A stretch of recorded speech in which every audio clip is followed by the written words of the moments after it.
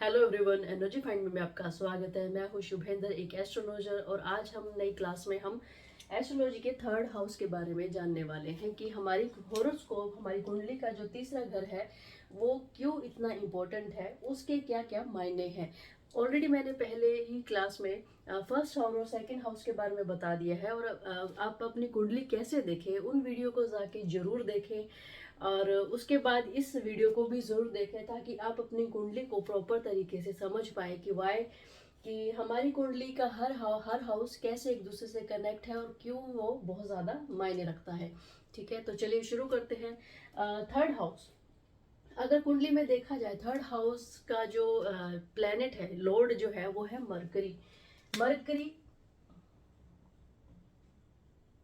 यानी कि बुध। ठीक है, बुध किन किन चीजों को डिनोट करता है? ट्रैवल, आईटी यानी कि टेक्नोलॉजी। ठीक है, ट्रैवल, टेक्नोलॉजी और कम्युनिकेशन। जिसका मर्करी बहुत ज्यादा स्ट्रांग होता है ना, कभी भी आप किसी की कुंडली में देखना या आप अपनी कुंडली में देखना, अगर आपका मर्करी बहुत अच्छा पोजीशन पर बैठा है, अच्छी डिग्री पर बैठा है, तो आपकी जो आप में एक तो ट्रैवल करने की प्रवृत्ति बहुत ज़्यादा होगी, आप बाहर जाकर बहुत ज़्यादा खुश होंगे, घूमना फिरना आपको बहुत ज़्यादा पसंद होगा। आईटी से रिलेटेड, टेक्नोलॉजी से रिलेटेड आपको नई नई चीज़ों को ज्ञान करना बहुत ज़्यादा इंपॉर्टेंट होगा। या जैसे आपने बहुत सारे ऐसे बच्चों को देखा है, मोस्टली लड़कों को, या आजकल लड़कियां भी बहुत ज़्यादा इस चीज़ में बहुत ज़्यादा आगे हैं, जैसे कि नए नए मोबाइल लैपटॉप के बारे में जानकारी, हार्डवेयर के बारे में जानकारी, कौन सी नई टेक्नोलॉजी वाली कार आई है, बहुत सारा ऐसा जितना भी जो ये जो डिपार्टमेंट है ना, वो मरकरी को दिया गया है, बुध को दिया है, यानी बुद्धि। जिसकी जितनी ज़्यादा बुद्धि स्ट्रांग होगी ना, उसका जो ये आईटी डिपार्टमेंट है, टेक्नोलॉजी से रिलेटेड इंफॉर्मेशन उसके पास हमेशा ज़्यादा होगी। तो अगर आपका बुद्ध बहुत ज़्यादा स्ट्रांग है ना, अगर आप किसी भी कंप्यूटर से रिलेटेड कोई अगर जॉब चूज करेंगे तो आपको, आपके लिए बहुत ज़्यादा फायदेमंद होगा। या फिर आप कोई सीए या फाइनेंशियल से रिलेटेड अगर कोई जॉब चूज करेंगे तो बहुत ज़्यादा फायदेमंद होगा। मरकरी आपका बहुत स्ट्रांग होगा, तो आपका थर्ड हाउस और सिक्स हाउस बहुत ज़्यादा आपके फेवर में होगा। ठीक है, और आपकी कम्युनिकेशन स्किल्स जो होंगी, बात करने की, वार्तालाप करने की, अपने अपने आइडियाज़ को शेयर करने की, आपकी लिखने की प्रवृत्ति बहुत ज़्यादा स्ट्रांग होगी अगर आपका मरकरी बहुत ज़्यादा स्ट्रांग होगा तो। ठीक है, तो चलिए सबसे पहले देखते हैं कि थर्ड हाउस को क्या क्या चीज़ें दी गई है, कि ये जब ये थर्ड हाउस अगर हमारा बहुत अच्छा होता है तो हमें किन किन चीज़ों पे फायदा होता है, और किन किन चीज़ों पे अगर ये थर्ड हाउस हमारा अगर कमज़ोर हो, या इस पे कोई ऐसा क्रूर ग्रह या इसकी पोजीशन कहीं भी ऐसे रख दी जाए जो इसको कमज़ोर करता है, तो हमें किन किन चीज़ों से नुकसान होगा। तो सबसे पहले देखते हैं कि ये जो हमारा थर्ड हाउस है ना, वो हमारी प्राइमरी स्टडी को दर्शाता है, क्योंकि हम जन्म के बाद हम सिर्फ 3 कदम ही चले हैं। ठीक है,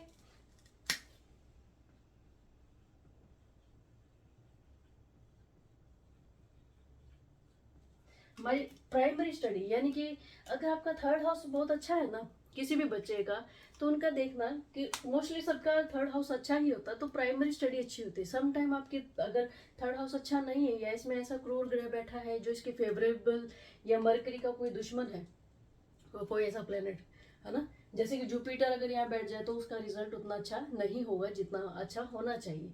ठीक है, तो उसकी प्राइमरी जो स्टडी होगी ना, बहुत ही उतार चढ़ाव से गुजरेगी।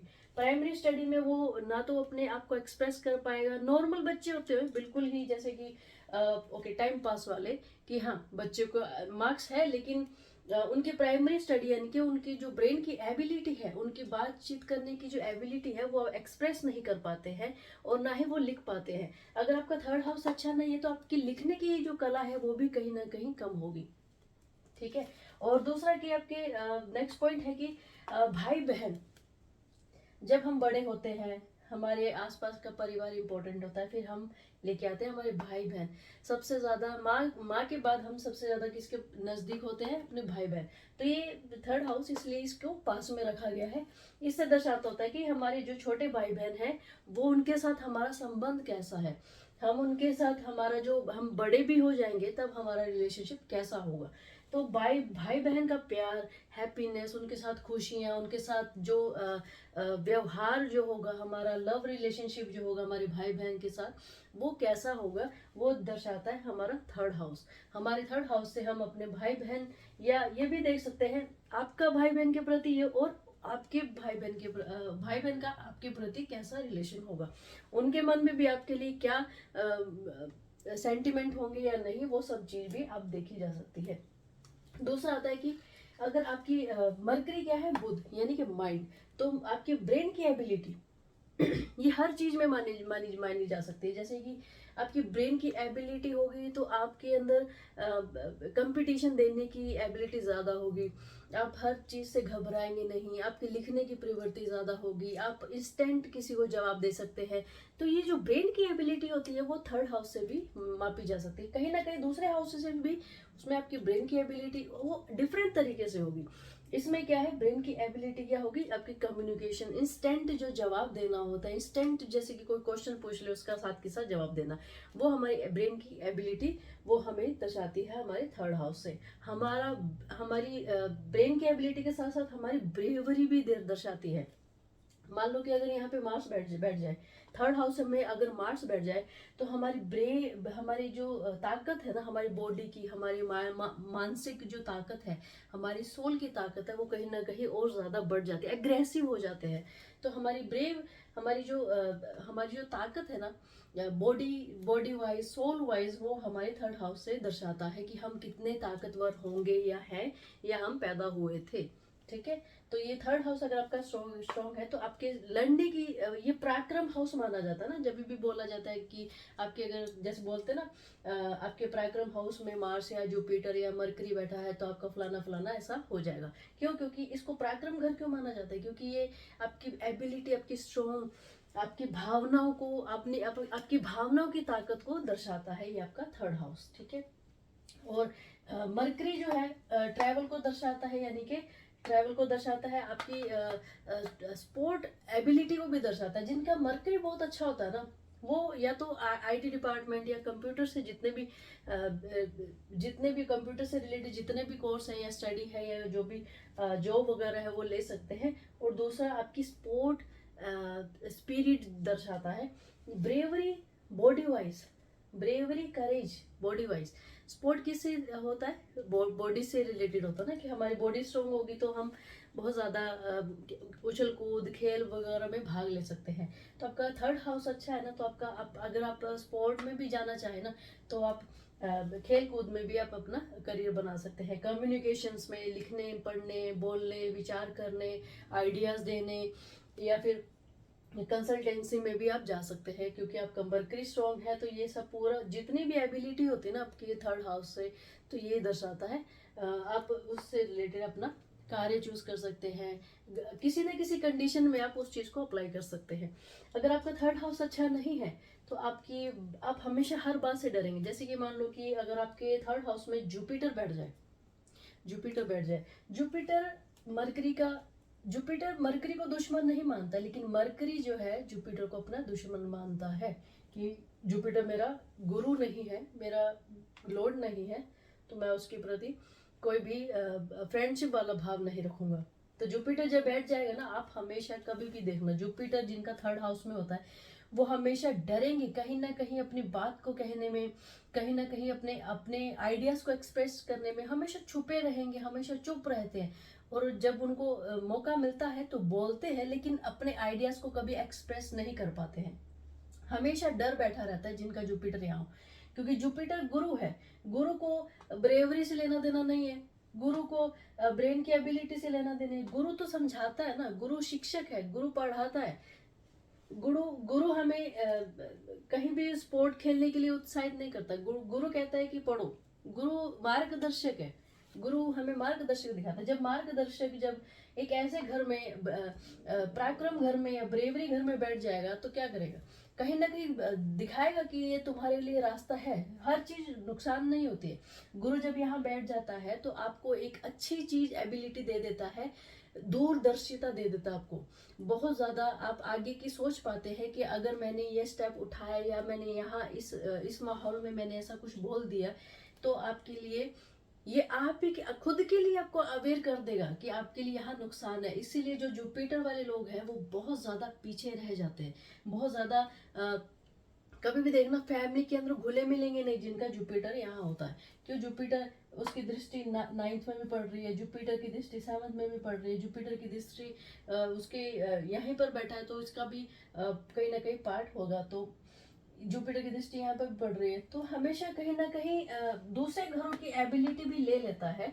तो इसलिए सिर्फ ये नहीं मानेंगे कि जुपिटर अगर यहाँ है तो इसी का घर का वो पूरा 100% उसका रिजल्ट देगा, नहीं, इसके साथ इसका भी देगा, क्योंकि जुपिटर यहाँ बैठा तो उसकी दृष्टि हमारे 7th हाउस में भी पड़ेगी, फिर उसके बाद हमारे 9th हाउस में भी पड़ेगी। जुपिटर यहाँ होता है तो उसी के घर भाग्याधिपति का दृष्टि हमारे भाग्य घर में ही पड़ती है, तो बहुत ही अच्छा माना जाता है।